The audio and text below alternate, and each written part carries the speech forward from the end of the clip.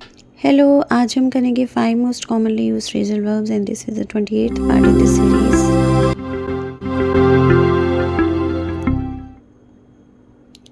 Number 1, get on with और bracket में लिखा हुआ है समथिंग।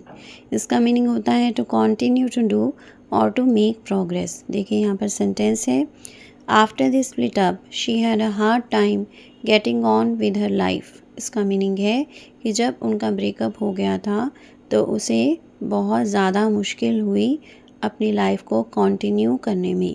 ओके, तो आप ऐसे भी कह सकते हो कि उसे अपनी लाइफ में बहुत सारी प्रॉब्लम्स आई थी, अपनी लाइफ में वो प्रोग्रेस नहीं कर पाई थी। ओके, आई होप आपको अच्छी तरह से क्लियर हो रहा है कि गेट ऑन विद का मीनिंग होता है टू कंटिन्यू टू डू और टू मेक प्रोग्रेस। जब आप कोई काम करते रहते हैं या फिर अपनी लाइफ में प्रोग्रेस करते हैं। ओके, आई होप अच्छे से क्लियर हो गया है। तो अब हम बढ़ने वाले हैं सेकेंड फ्रेजल वर्ब की तरफ।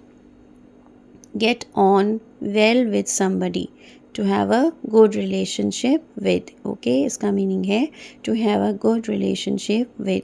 जब आप किसी के साथ अच्छा रिश्ता रखते हो या आपकी, जैसे हम नॉर्मली इस तरह की बात बोल ही देते हैं कि हमारी उनके साथ बनती है या फिर नहीं बनती है।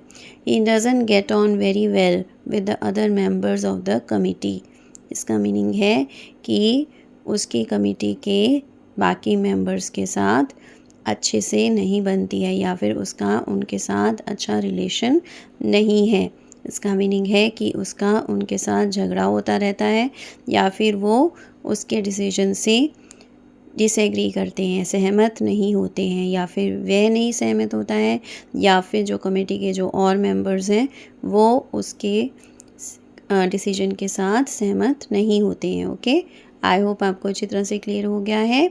अब हम बढ़ने वाले हैं थर्ड फ्रेजल वर्ब की तरफ, gate out of. Gate out of का मीनिंग होता है टू अवॉइड डूइंग समथिंग। जब आप कोई काम करना अवॉइड करते हो, यानी कि आप उसे नहीं करना चाहते, ठीक है, आप उसे अवॉइड करते हो। Sumit is trying to get out of working the night shift. इसका मीनिंग है कि सुमित कोशिश कर रहा है कि वह नाइट शिफ्ट से बाहर निकल जाए, यानी कि वह उसे अवॉइड करने की कोशिश कर रहा है। ओके, वह नहीं चाहता कि वह नाइट शिफ्ट में काम करे, इसलिए वह ये कोशिश कर रहा है। ओके, तो चलिए अब हम बढ़ते हैं फोर्थ फ्रेजल वर्ब की तरफ, गिव इन। गिव इन का मीनिंग होता है टू स्टॉप अपोजिंग या फिर जिसे हम यील्ड वर्ड भी बोलते हैं। इसका मीनिंग होता है जब आप किसी को अपोज कर रहे होते हो, किसी के अगेंस्ट खड़े होते हो, लेकिन बाद में आप मान जाते हो, ठीक है, आप कहते हो कि नहीं, हम अपोज नहीं करेंगे, उसके अगेंस्ट नहीं खड़े होंगे।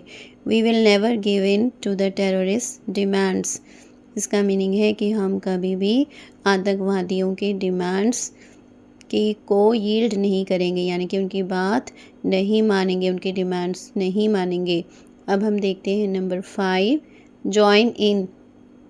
जॉइन इन का मीनिंग होता है टू पार्टिसिपेट।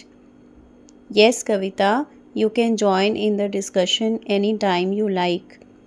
किसी से हम बात कर रहे हैं, हम उसे कह रहे हैं, हाँ कविता, तुम डिस्कशन में कभी भी पार्टिसिपेट कर सकती हो, जब भी तुम चाहो तुम डिस्कशन में पार्टिसिपेट कर सकती हो।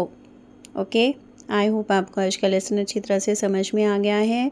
Thanks for watching, keep learning, see you in the next video. Please subscribe to my channel if you haven't done it yet and please give me your comments. Thank you.